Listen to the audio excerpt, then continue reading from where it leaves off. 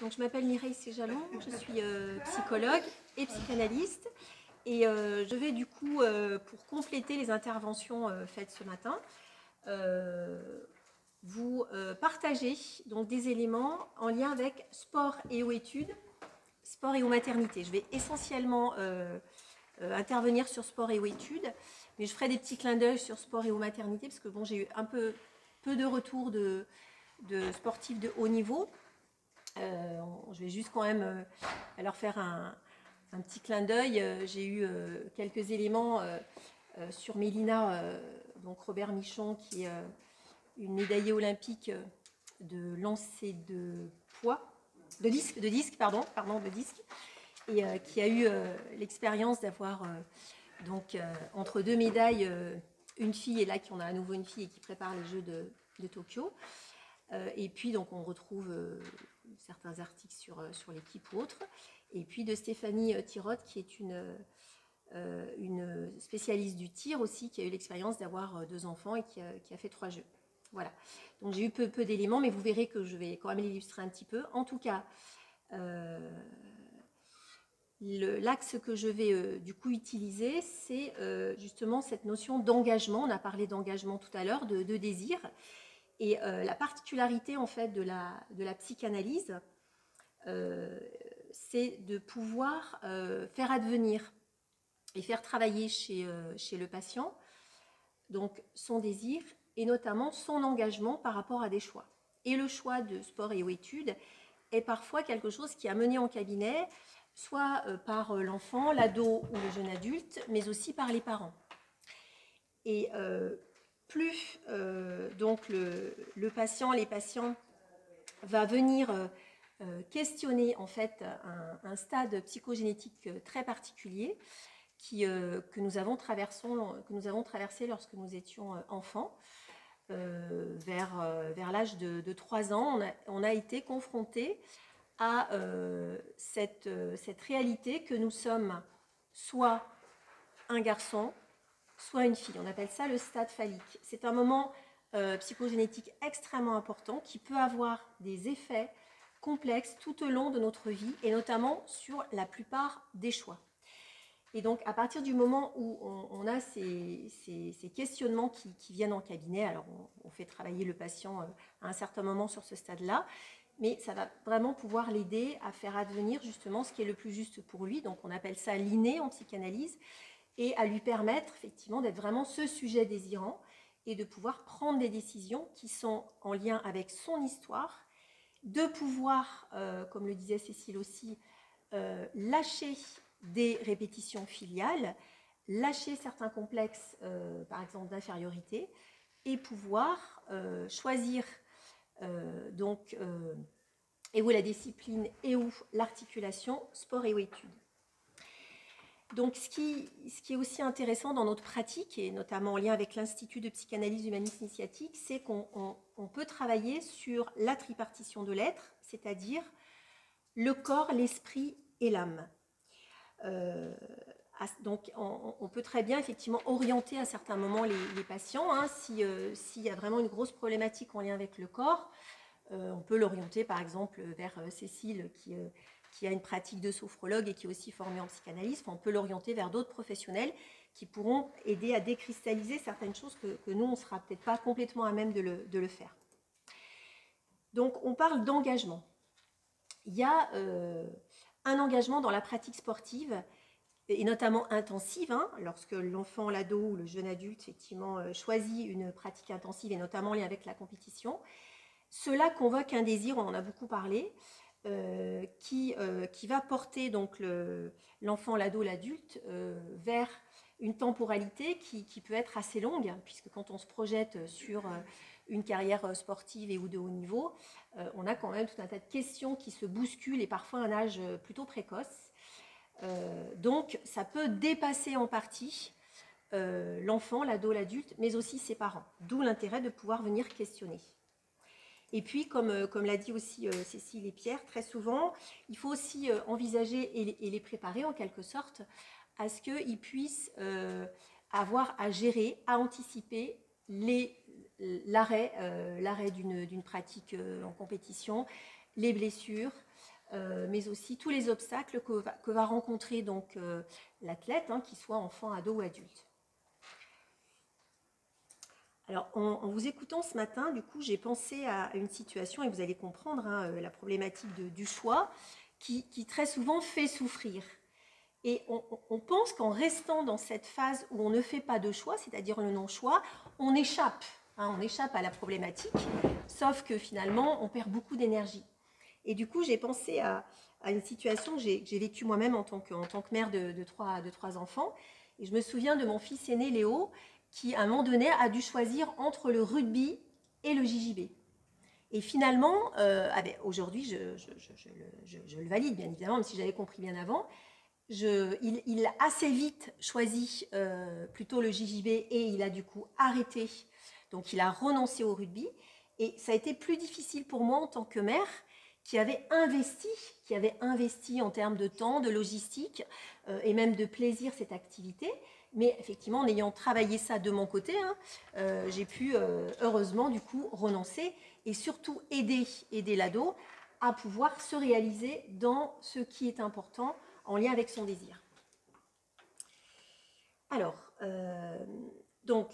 on a parlé de la relation d'objet tout à l'heure.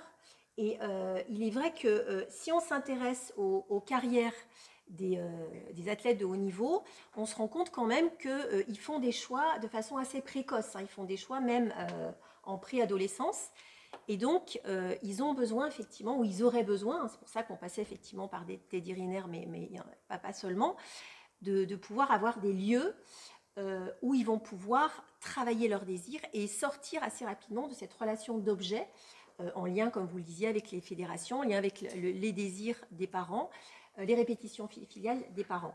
Et j'ai eu un retour d'une vingtaine d'enfants, d'ados et de jeunes adultes, dont certains sont déjà sur quand même des profils avec des niveaux quand même assez conséquents.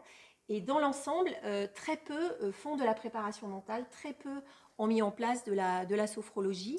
Et très peu, pour l'instant, disent que ça peut être important. Alors, ils commencent à l'envisager comme quelque chose qui puisse les aider.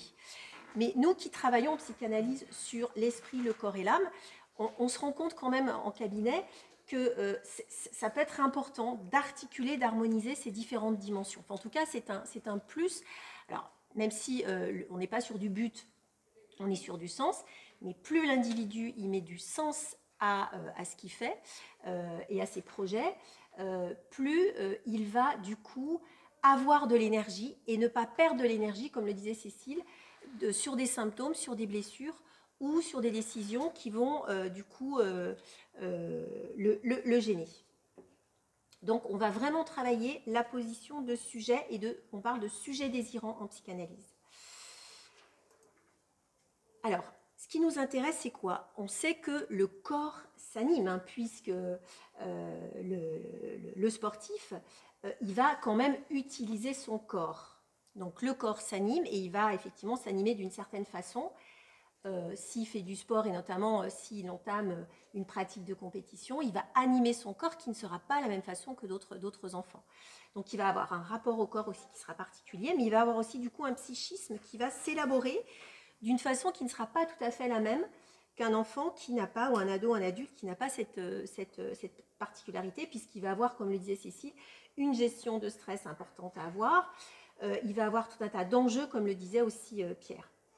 Et il y a un autre élément aussi qui me paraissait important de partager avec vous et qui est assez peu parlé, c'est le côté état modifié de conscience. Ce qu'il faut savoir quand même, c'est que quand on fait du sport, de la danse ou d'autres pratiques corporelles, on peut du coup vivre des situations qu'on appelle des états modifiés de conscience. Alors, on en parle assez peu et c'est quelque chose qui est en train de se développer, mais ça peut être intéressant aussi de voir comment l'enfant, l'ado ou l'adulte, il peut récupérer aussi cette expérience et où la rechercher et en quoi cela peut l'aider ou lui faire comprendre ce qui concerne sa vie spirituelle, puisqu'il va avoir accès à d'autres liens, d'autres vibrations que celles qu'il connaît plutôt dans son corps et dans son psychisme.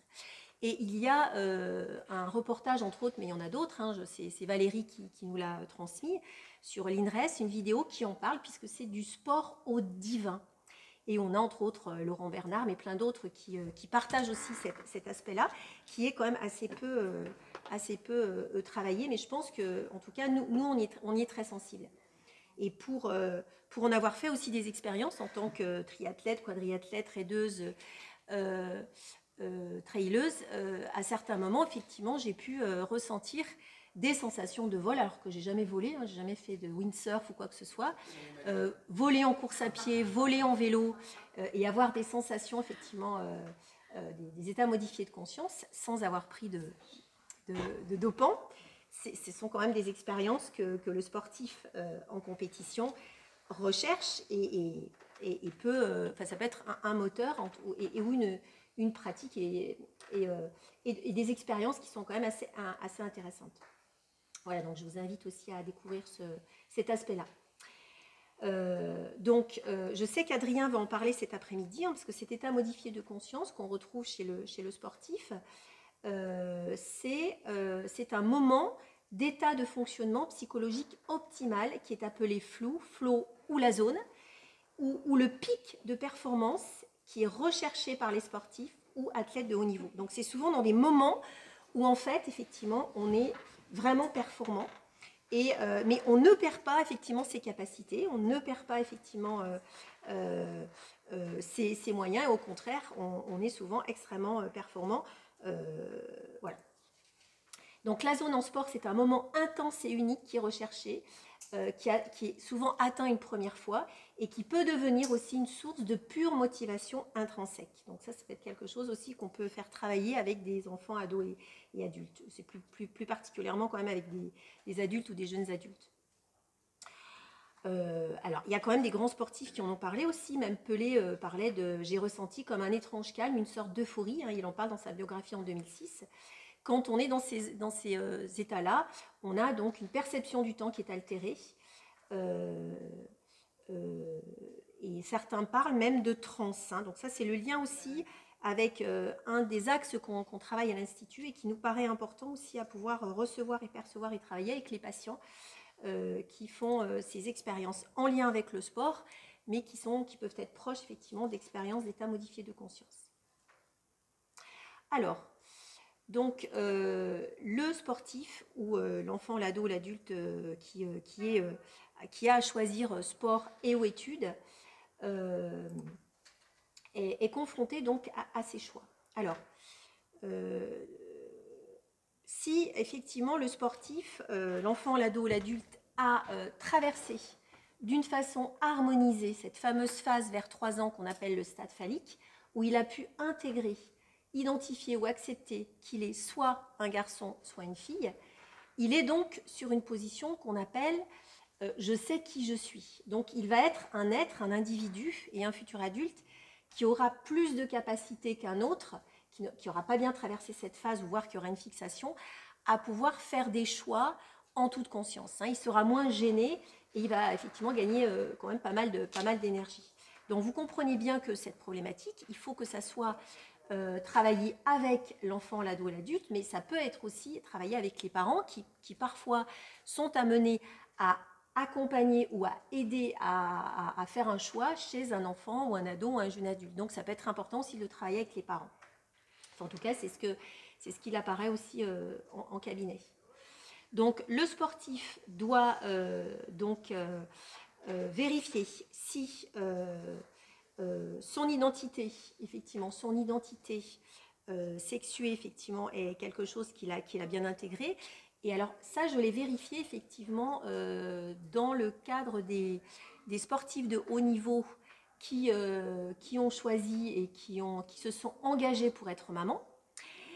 On voit effectivement qu'elles ont une posture où elles assument leur féminité, et que la féminité qui signifie je peux être maman, je peux faire un enfant, je peux effectivement faire le don de la vie, plus la sportive de haut niveau a donc une position effectivement engagée et a bien intégré sa féminité et cette chance qu'elle a de pouvoir être maman, de donner la vie, et que donc elle sait très bien que ça ne l'empêchera pas après coup de pouvoir à nouveau être sportif de haut niveau et retrouver même souvent, et on le voit là de plus en plus, ces sportifs de haut niveau nous démontrent qu'après cette expérience-là, qui est une pause, hein, mais qui leur permet soit de se régénérer, soit de faire des études par ailleurs, hein, parce qu'il y a des sportifs de haut niveau qui profitent de ce temps de pause pour, comme le disait Pierre, mettre en place des passerelles, hein, pour celles qui n'ont pas pu faire d'études ou finir leurs études, elles continuent de faire leurs études pendant la maternité, donc maternité, études, tout est possible. Et on voit qu'effectivement, lorsqu'elles reviennent à la compétition, déjà elles reviennent très très vite et elles sont extrêmement performantes. Intéressant quand même, hein. Mais de toute façon, c'est lié effectivement à la structure de la personnalité et à l'engagement. L'engagement, s'il est clair, si je ne suis pas sur une position ambivalente, eh ben, il me permet d'utiliser mon énergie à quasiment 300%. Alors, autre élément qu'on travaille en psychanalyse, et vous allez comprendre, puisque après je vais l'illustrer d'exemples, on travaille avec ce qu'on appelle les instances, hein, c'est Freud qui a proposé donc première topique inconscient, subconscient, conscient, et puis après il a travaillé avec cette deuxième topique, le ça, le surmoi et le moi. Alors très simplement, le ça, c'est le plaisir des plaisirs, et c'est ce qui est en lien avec l'inné. Donc en psychanalyse, on va travailler là-dessus, notamment pour le sportif, qu'il puisse harmoniser plaisir des plaisirs, parce que faire du sport de façon intensive, bien évidemment, il y a beaucoup de plaisir, mais ça peut aussi amener aussi une certaine forme de souffrance et de déplaisir, mais il est très important pour vérifier qu'on ne soit pas sur un axe de masochisme, qu'il y ait cet équilibre entre plaisir et déplaisir. Le surmoi, qu'on doit aussi équilibrer, ce sont les instances parentales, donc c'est tout ce qu'on va se récupérer en termes d'ordre et de loi de nos parents, de nos générations antérieures. Et là aussi, plus on va être harmonisé et plus, du coup, le sportif, qu'il soit enfant, ado, adulte, va être en capacité, je donnerai d'autres exemples, de pouvoir faire face à des situations, des situations complexes. Et le moi-corps, donc le moi-corps, bien évidemment, il est quand même l'outil et l'élément moteur chez le sportif. Il doit y avoir justement, on doit vérifier, pardon, si le corps de l'athlète, il est, on va dire, harmonisé sur ce qu'on appellerait, nous, du bon narcissisme, hein, pour que, effectivement, ce corps de l'athlète, enfin, ou de l'enfant, de l'ado et de l'adulte, il puisse être vraiment en concordance avec son identité, qui puisse être en adéquation avec ce qu'il est, ce qu'il veut être, et qu'il y ait une harmonisation entre ce corps qui se transforme et qui va se transformer d'une façon qui n'est pas le même que pour un enfant, un ado, un adulte qui n'est pas athlète, qui fait du sport de façon intensive, et qu'il n'en souffre pas, et que cette image qu'il va avoir aussi à mettre en place vis-à-vis de lui-même et vis-à-vis des autres, soit quelque chose qui soit serein, qui soit harmonisé, et qu'il n'en souffre pas, qui ait, on va dire, assez peu de conflits. Donc en psychanalyse, on va travailler les conflits entre le ça, donc au niveau du ça, les conflits au niveau du surmoi et les conflits au niveau du corps. Et c'est à ce moment-là, s'il y a beaucoup de conflits au niveau du moi-corps, qu'on va peut-être aiguiller sur une sophrologue, par exemple Cécile, ou d'autres professionnels, parce que parfois, en psychanalyse, on ne pourra peut-être pas forcément tout traiter. Et puis, il va y avoir des conflits entre le ça, le surmoi et le moi. Et c'est ce qu'on va, du coup, travailler et faire lâcher, du coup, chez les patients. Alors, même si là, je vais passer par quelques illustrations, à la fois de patients que j'ai pu avoir et d'autres que je n'ai pas eues. Donc, pour cette question du choix, on sait que ces conflits peuvent, je dis bien peuvent, entraîner donc des difficultés à faire des choix, mais ils peuvent aussi mettre en difficulté les performances, voire même des situations de qualification. Mais ils peuvent être, comme on l'a dit, peuvent être aussi protecteurs. Des conflits, des somatisations, des maladies peuvent aussi permettre à un enfant, un ado, un adulte, hein, comme le disait aussi Cécile, de pouvoir se mettre sur ce qu'on appelle des limites protectrices, pas des limites limitantes. des limites protectrices. À un certain moment, l'enfant, l'ado ou le jeune adulte, il n'est pas forcément prêt, il n'est pas un sujet suffisamment désirant pour se lancer dans telle ou telle pratique. Et là, je vais faire référence à du coup une fondeuse hein, qui a été sollicitée à plusieurs reprises pour faire partie de l'équipe nationale de jeunes de ski de fond, hein, pour ne pas la nommer, c'est Alexiane, hein, et qui a refusé jusqu'au moment où cette année, elle a décidé d'accepter. Mais vraiment, cette année, elle était en accord avec elle-même. Donc ça va être un autre point aussi par lequel on va passer, un autre axe, c'est pouvoir permettre à l'enfant, à l'ado, à la jeune adulte d'être vraiment en accord avec lui-même. Et du coup, de liquider, si besoin, les désirs ou les attentes en lien avec les parents ou ce que demande la fédé.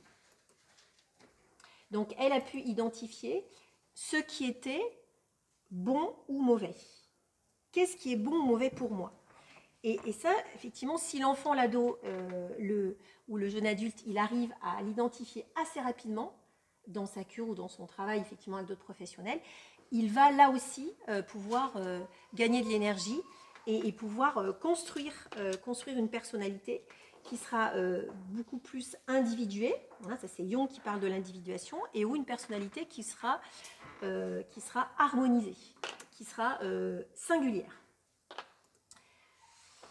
Donc, il faut interroger ce qui est juste pour moi afin de sortir du « ou » et envisager le « et ». Le « et » est possible. Il peut être possible dans certaines circonstances, effectivement, et vérifier le sens des décisions à prendre. Alors, je vais passer aussi par le témoignage d'une nageuse de 14 ans, puisque maintenant, elle a 14 ans, elle a commencé la compétition à l'âge de 8 ans. Et elle explique que concilier études et sport en compétition, c'est une expérience. Mais ça permet la gestion de stress et l'ouverture d'esprit, ça permet d'aller vers d'autres personnes. C'est une chance d'avoir fait des rencontres que je n'aurais jamais faites. Et elle a entre autres pratiqué à certains moments la préparation mentale. Et je pense que la préparation mentale ou de la sophrologie lui a permis, effectivement, la préparation mentale analytique lui a permis aussi de prendre du recul sur pas mal de stress. Donc le sportif va avoir à gérer aussi son moi idéal. Alors, son moi idéal, c'est quoi? C'est la recherche de la toute-puissance. Je parlais du héros tout à l'heure, hein, qui est moteur et qui peut être positif durant les entraînements et les épreuves de compétition pour se donner à fond. Et donc là, je passe par le témoignage d'un adolescent qui explique, donc qui fait du cyclisme en compétition. Il explique « Cela me permet de repousser mes limites et de me sentir indépendant. » Mais le sportif, il a aussi à gérer son idéal du moi. Et c'est la façon dont le sujet se conforme aux désirs et aux exigences de l'autre, et notamment ses proches, le public, ses parents, mais aussi parfois l'entraîneur. Donc il a quand même effectivement à gérer quand même pas mal de stress autour de la construction de son identité. Et comme on sait que son moi, effectivement, son moi corporel est en pleine élaboration, il peut avoir intérêt, effectivement, à se faire aider, en sachant que le parent ou l'entraîneur, comme le disait Cécile, n'est pas toujours en capacité de pouvoir l'aider d'une façon qui soit juste, puisqu'il y a souvent des affects et une réactivation des relations parentales qui se jouent entre l'enfant, l'adolescent et les jeunes adultes. Donc, on peut l'aider aussi à prendre du recul par rapport à ça.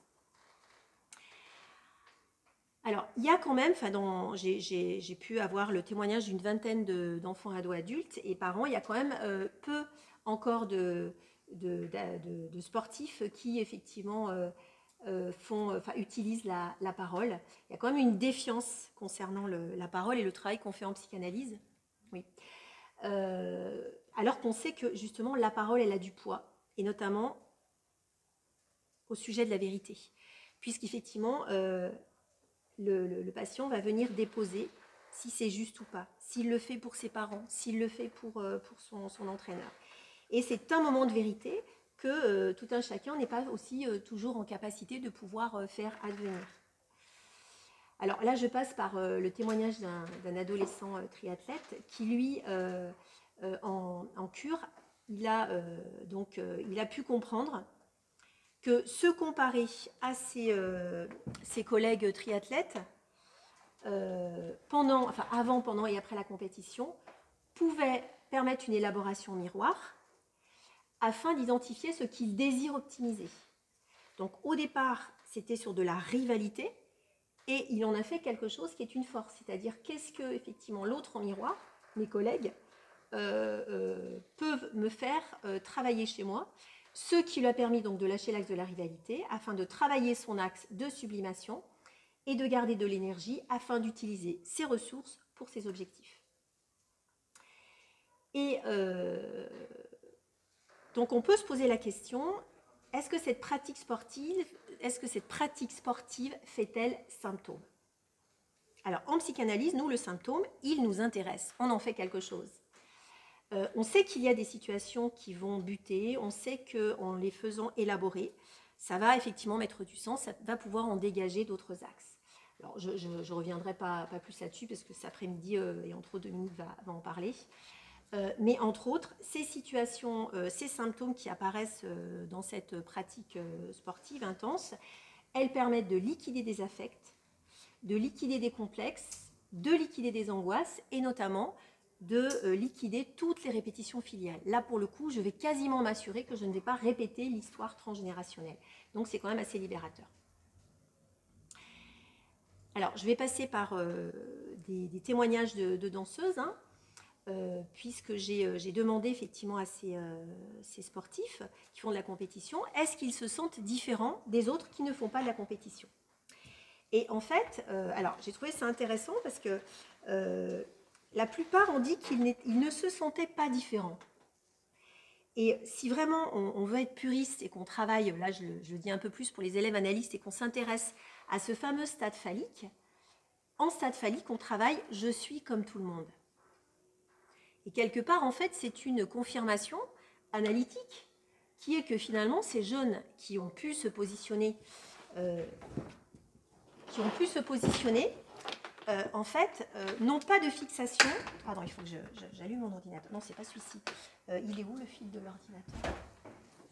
Je crois que c'est pas celui-ci. Non, c'est l'autre qui est là. Voilà.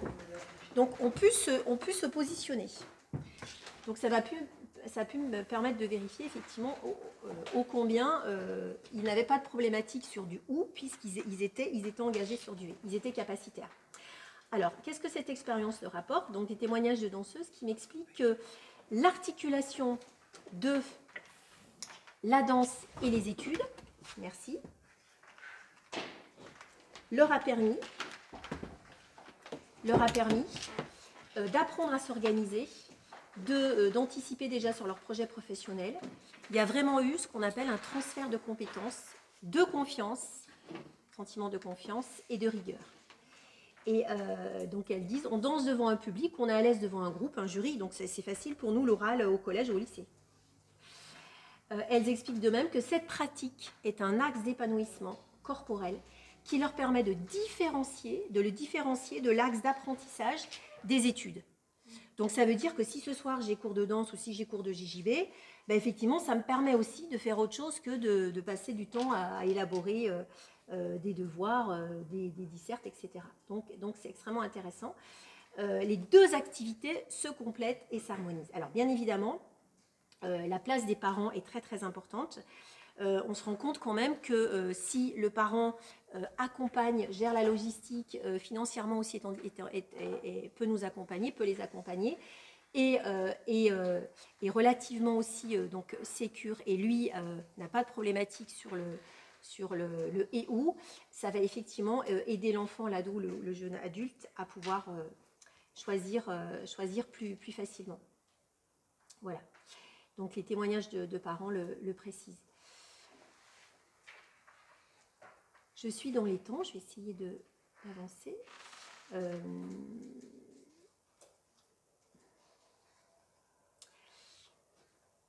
Donc pour résumer la position des parents, c'est en résumé, être parent de sportif n'est pas de tout repos. Puisqu'ils ont aussi la chance du coup d'avoir aussi des moments forts, de voir leurs enfants se réaliser ou de les accompagner, voir des professionnels pour les aider à prendre des décisions.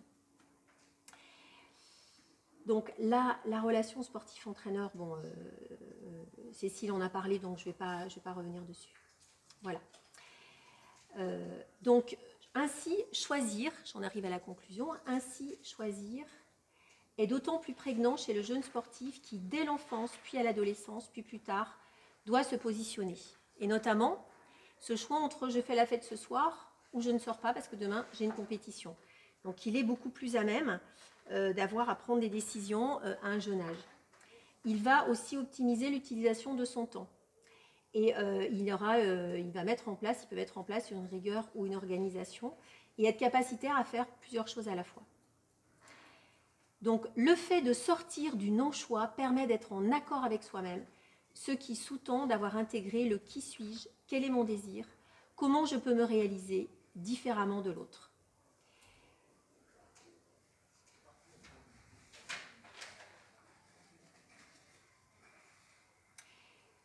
Alors, j'ai fait quelques liens avec les rites de passage et en fait, il s'avère que dans les questionnaires, la plupart des personnes interrogées ne l'envisagent pas, cette expérience de la compétition comme des rites de passage. Alors, bon, parfois, c'est aussi une méconnaissance de ce concept.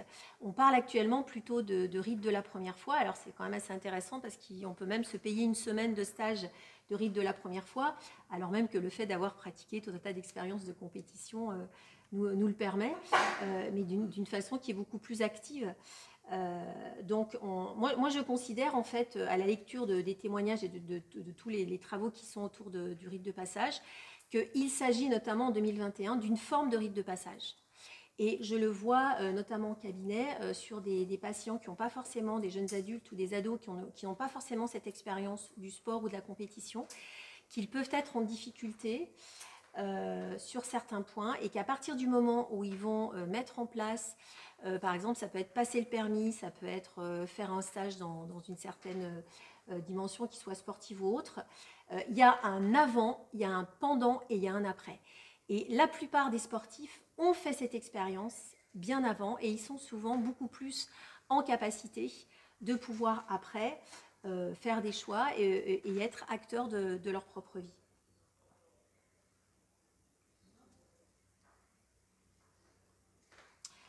Voilà, je finis, je vérifie.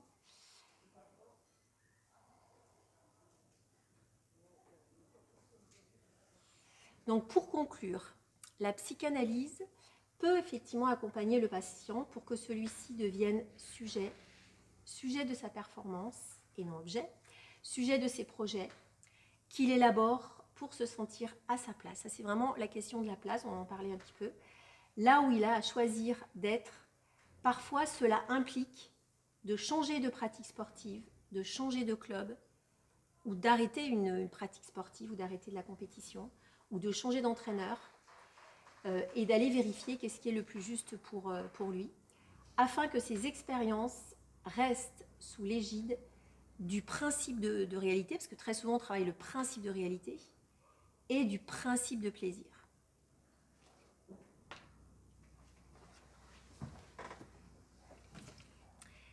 Est-ce que vous avez des questions ?